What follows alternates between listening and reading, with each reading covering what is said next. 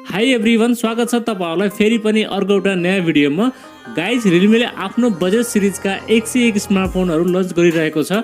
यदि हाम्रो नेपालको बारेमा कुरा गर्ने हो भने पछिल्लो 2-3 महिनादेखि 2-3 वटा स्मार्टफोन चाहिँ लन्च गरिसकेको छ। जस्तै Realme C30, C31 र C35 लाई हाम्रो नेपालमा लन्च गरिसकेको छ।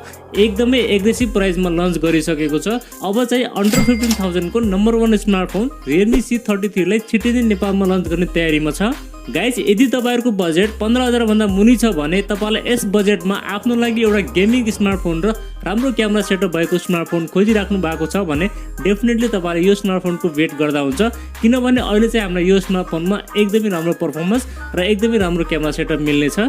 सो आजको भिडियोमा हामीहरू Realme C33 स्मार्टफोनको बारेमा कुरा गर्नेछौँ। यो स्मार्टफोनका स्पेसिफिकेसन तथा यो स्मार्टफोनमा हामीलाई के कस्ता फिचरहरू देख्न मिल्छ, साथै हाम्रो नेपालमा कहिलेसम्म लन्च हुनेछ र के कति प्राइस पॉइन्टमा आउनेछ, सबै चीजको बारेमा आज तपाईहरुलाई यसै भिडियोमा जानकारी दिनेछौँ।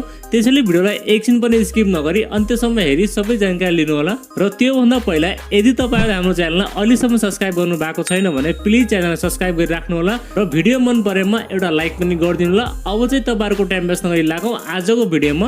सबैभन्दा पहिला हामी यो स्मार्टफोनको बिल्ड क्वालिटी अनि डिजाइन देखि कुरा गर्नेछौँ। बिल्ड क्वालिटीको बारेमा गर्नु पर्दा अहिले चाहिँ हामीलाई यसमा एकदमै सुपर बिल्ड क्वालिटी मिल्ने छ। यो स्मार्टफोनको ब्याक र फ्रेम भने पोलिकार्बोनेटको रहेको छ र अगाडिपट्टि भने यसमा हामीलाई पान्डा ग्लासको चाहिँ प्रोटेक्सन देख्न मिल्छ। त्यसैगरी डिजाइनको बारेमा कुरा गर्नु पर्दा अहिले चाहिँ यसमा हामीलाई एकदमै युनिक डिजाइन देख्न मिल्छ। पछाडिपट्टि टप लेफ्ट साइडमा ड्युअल क्यामेराको सेटअप, एउटा एलईडी फ्ल्यास र तलपट्टि चाहिँ यसमा हामीलाई Realme को ब्रान्डिङ मिल्छ। अनि अगाडिपट्टि भने यसमा हामीलाई वाटर ड्रप नचको चाहिँ डिस्प्ले रहेको छ र साथमा ब्याक साइडमा भने यसमा हामीलाई ग्लोसी फिनिश पनि मिल्छ। अनि यो स्मार्टफोनको वेटको बारेमा कुरा गर्नु पर्दा यसको चाहिँ 184 ग्राम रहेको छ र यसको थिकनेस चाहिँ 8.5 mm रहेको छ। गाइज, प्राइसिङ अनुसार चाहिँ यो स्मार्टफोनको बिल्ड क्वालिटी र इन एन्ड फिल्ड एकदमै बवाल रहेको छ।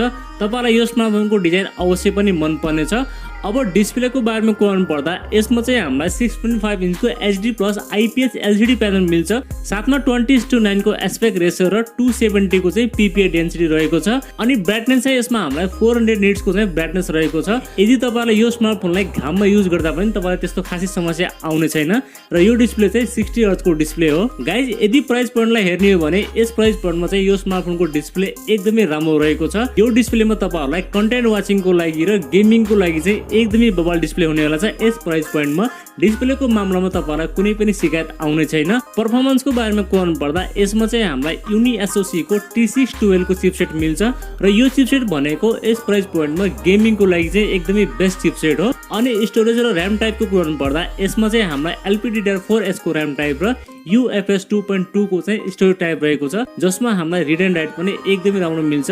गाइज, जनरली यस प्राइस पोइन्टमा अन्य ब्रान्डका स्मार्टफोनहरूले चाहिँ हामीलाई eMMC 5.1 को चाहिँ स्टोरेज टाइप दिने गरेका थिए, तर अहिले चाहिँ यसमा भने हामीलाई UFS 2.2 को चाहिँ स्टोरेज टाइप रहेको छ, जसमा हामीलाई परफर्मेन्स एकदमै राम्रो मिल्छ। गाइज, तपाईहरुले चाहिँ यो चिपसेटमा एकदमै स्मुथ गेमिङ गर्न सक्नुहुनेछ र साथै तपाईलाई डे टु डे परफर्मेन्स पनि एकदमै राम्रो दिनेछ। अनि सफ्टवेयरको बारेमा कुरा गर्नु पर्दा यसमा हामीलाई लेटेस्ट Android 12 देख्न मिल्छ, जो कि एकदमै राम्रो कुरा हो। साथमा यो चाहिँ रन गर्नेछ Realme UI S एडिसनमा रन गर्नेछ र जसमा हामीलाई हल्का फुल्का ब्रोडर भए पनि तपाईले तिनलाई सजिलै हटाउन सक्नुहुनेछ र सफ्टवेयर एक्सपिरियन्स पनि तपाईलाई यसमा डिसेट मिल्नेछ। क्यामेराको बारेमा कुरा गर्नु पर्दा यसमा चाहिँ हामीलाई 15 मेगापिक्सलको प्राइमेरी सेन्सर अनि अर्को भने यसमा हामीलाई डेप्थ सेन्सर रहेको छ र सेल्फी क्यामेराको बारेमा कुरा गर्नु पर्दा यसमा चाहिँ हामीलाई 5 मेगापिक्सलको सेल्फी क्यामेरा सेन्सर रहेको छ। अनि भिडियो रेकर्डिङको बारेमा कुरा गर्नु पर्दा तपाईले पछाडिको क्यामेराले 1080 को 30 fps सम्म भिडियो सुट गर्न सक्नुहुनेछ र अगाडिको क्यामेराले भने तपाईहरुले 720p को 30 fps सम्म भिडियो सुट गर्न सक्नुहुनेछ। गाइज, यसको प्राइमेरी क्यामेरा सेन्सर चाहिँ एकदमै राम्रो रहेको छ। यसबाट तपाईले फोटो क्लिकहरु भिडियोहरु चाहिँ एकदमै राम्रो लिन सक्नुहुनेछ।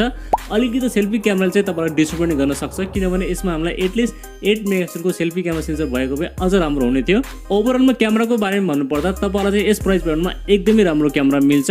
ब्याट्रीको बारेमा कुरा गर्नु पर्दा यसमा चाहिँ हामीलाई 5000 mAh को ब्याट्री मिल्छ, जसलाई चार्ज गर्नको लागि भने 10 वाट को चार्जर तपाईले बक्स पाउनुहुनेछ।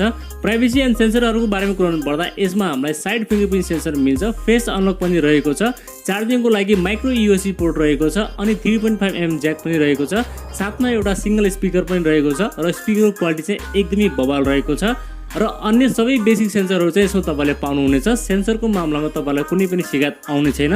गाइज अब चाहिँ हामी कुरा गरौँ यो स्मार्टफोनको प्राइसिङको बारेमा। यो स्मार्टफोन चाहिँ इन्डियामा 9000 को प्राइस पोइन्टमा लन्च भएको छ। यदि त्यहाँको प्राइस पोइन्टलाई हाम्रो नेपालमा कन्भर्ट गर्नुपर्दा यो स्मार्टफोन चाहिँ 15000 को प्राइस पोइन्टमा हाम्रो नेपालमा डेफिनेटली आउनेछ। र हाम्रो नेपालमा कहिलेसम्म लन्च हुनेछ त्यसको बारेमा भन्नुपर्दा अहिले चाहिँ हामीलाई यो स्मार्टफोनको कुनै पनि अपडेट मिलेको छैन। अपडेट मिल्यो भनेपछि म तपाईँलाई डेडिकेटेड भिडियो बनाएर आफ्नो च्यानलमा राखिदिनेछु। लौ त साथीहरू, यति नै थियो स्मार्टफोनको बारेमा। तपाईँलाई चाहिँ यो स्मार्टफोनको स्पेसिफिकेसन कस्तो लाग्यो, के तपाईँहरू यो स्मार्टफोनको प्रतीक्षा गर्नुहुन्छ त? यदि गर्नुहुन्छ भने चाहिँ मलाई कमेन्ट गर्नुहोला। र साथै यो स्मार्टफोन चाहिँ हाम्रो नेपालमा के कति प्राइस पोइन्टमा आउनुपर्छ त्यो पनि कमेन्ट गर्नुहोला।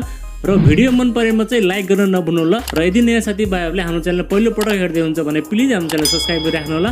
अर्को भिडियोमा भेट्ने बाचा गर्दै आजलाई बिदा लिन्छु। हवस्, धन्यवाद। जय नेपाल।